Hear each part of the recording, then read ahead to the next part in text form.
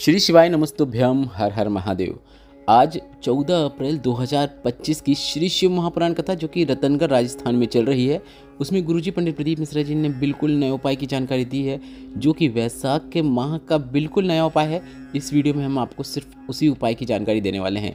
यह उपाय सप्त तीर्थ से जुड़े वैशाख के बिल्कुल उपाय से संबंधित है। गुरुजी ने कहा कि अगर 15 साल, 20 साल, 25 साल या 30 साल भी हो गए, संतान सुख नहीं है, तो इस वैशाख के महीने में आपको यह बिल्कुल नया उपाय करना है। इसके साथ ही अगर डॉक्टर के पास आप गए हैं, कोई ऐसी बीमारी हो गई है जिसका कोई इलाज समझ में नहीं आ रहा है, किसी को कोई रास्ता दिखाई नहीं दे रहा है, तो आपको डॉक्टर के इलाज के साथ साथ वैशाख के महीने में एक बिल्कुल नया उपाय करना है। वह उपाय कैसे करना है, आप वीडियो अंत तक देखें। सरल और आसान भाषा में हम उपाय समझाने का आपको प्रयास करेंगे। इसके साथ ही आपको बता दें, गुरुजी ने कहा अगर आपकी कोई मनोकामना है जो कि लंबे समय से पूर्ण नहीं हुई है, तो अपनी हर प्रकार की मनोकामना पूर्ति के लिए भी आप इस उपाय को कर सकते हैं। उपाय कब करना है, क्योंकि यह उपाय 7 दिनों तक करना है और वैशाख में आप यह उपाय कब से करना शुरू कर सकते हैं, संपूर्ण जानकारी आपको इस वीडियो में मिलेगी। ध्यान से सुनिएगा, धीरे धीरे सरल भाषा में समझाएंगे ताकि यह उपाय आप करके इस वैशाख के महीने का अधिक से अधिक लाभ प्राप्त कर सकें।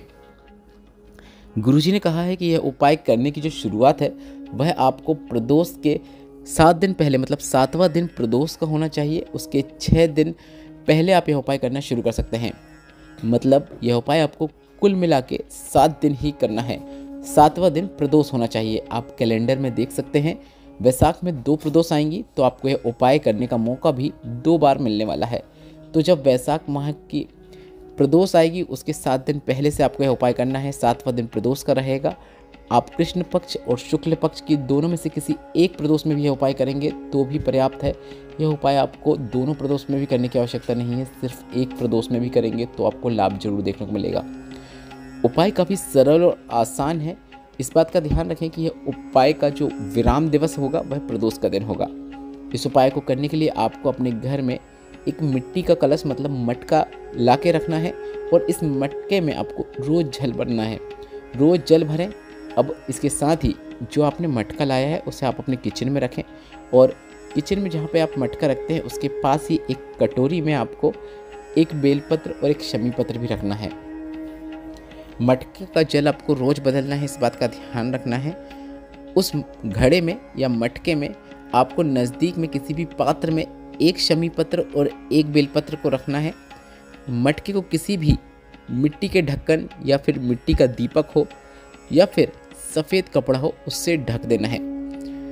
मटके के ऊपर आप मटके का ढक्कन भी ले सकते हैं जो कि मिट्टी का होना चाहिए। अगर वो नहीं मिल रहा है तो कोई दीपक हो बड़ा साइज़ का, उसे रख सकते हैं। अगर दोनों चीज़ नहीं मिल रही है तो एक साफ सफ़ेद कपड़े को आप मटके के ढक्कन में लपेट के मटके को ऊपर से बंद कर सकते हैं।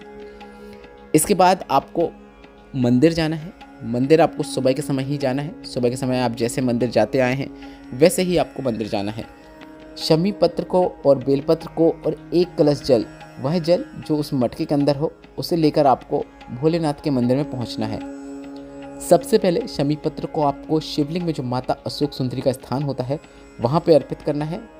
इस प्रकार से अर्पित करें कि डंडी जलाधारी की ओर हो।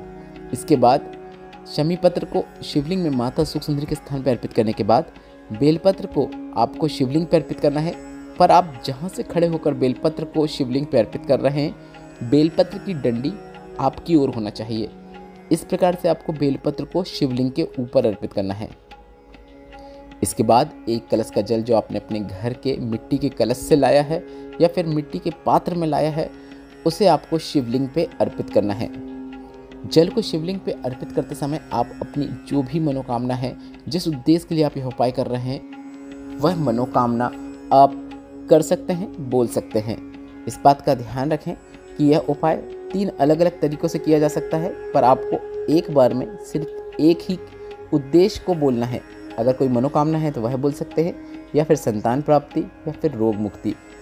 तीनों उद्देश्य को मन में रखते हुए आप यह उपाय ना करें। किसी एक उद्देश्य को रखते हुए आप यह उपाय करेंगे तो आपको लाभ जो है वह अधिकता में देखने को मिलेगा।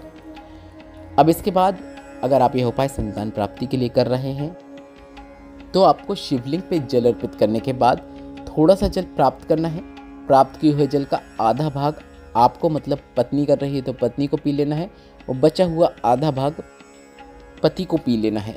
इस बात का ध्यान रखें कि जो भाग है जल का वह आधा पति को पीना है और आधा पत्नी को पीना है। और गुरुजी ने कहा है अगर नंदी के पास बैठकर जल का आचमन करेंगे तो काफ़ी अच्छी बात है, पर अगर साथ में पति नहीं आ पाए हैं तो आप थोड़ा सा जल अपने घर ले जाएं और घर पर ले जाकर भी पति को उसका आचमन करा सकते हैं। इसके साथ ही अगर आप यह उपाय रोग मुक्ति के लिए कर रहे हैं तो उस जल को, जो आपने जलाधारी से नीचे गिरा हुआ जल है, उसे प्राप्त करके अपने घर आना है। पर घर में देहरी से प्रवेश करने से पहले उस जल का आपको आचमन करना है।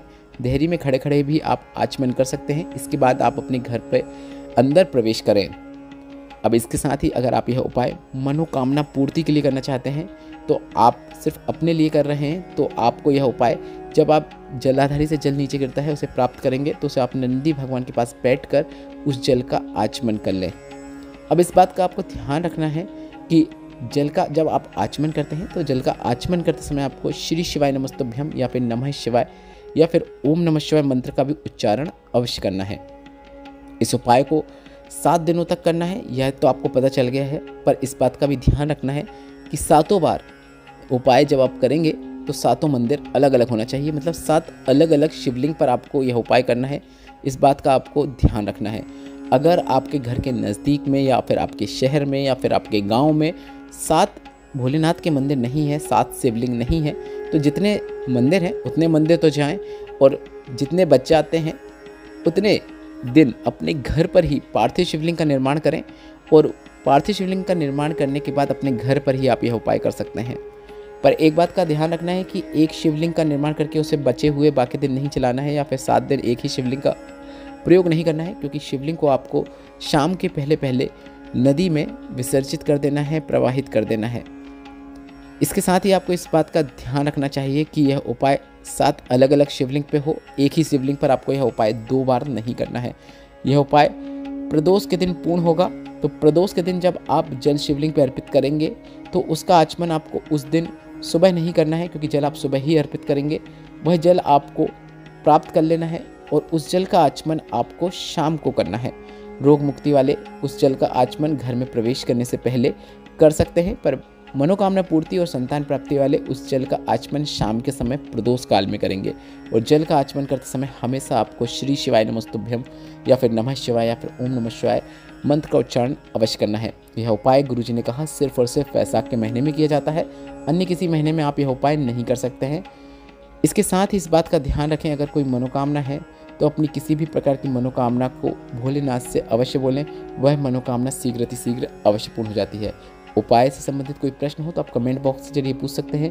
वीडियो थोड़ा सा भी उपयोगी लगा हो तो वीडियो को लाइक करके कमेंट बॉक्स में श्री शिवाय नमस्तुभ्यम या फिर हर हर महादेव अवश्य टाइप करें। श्री शिवाय नमस्तुभ्यम, हर हर महादेव।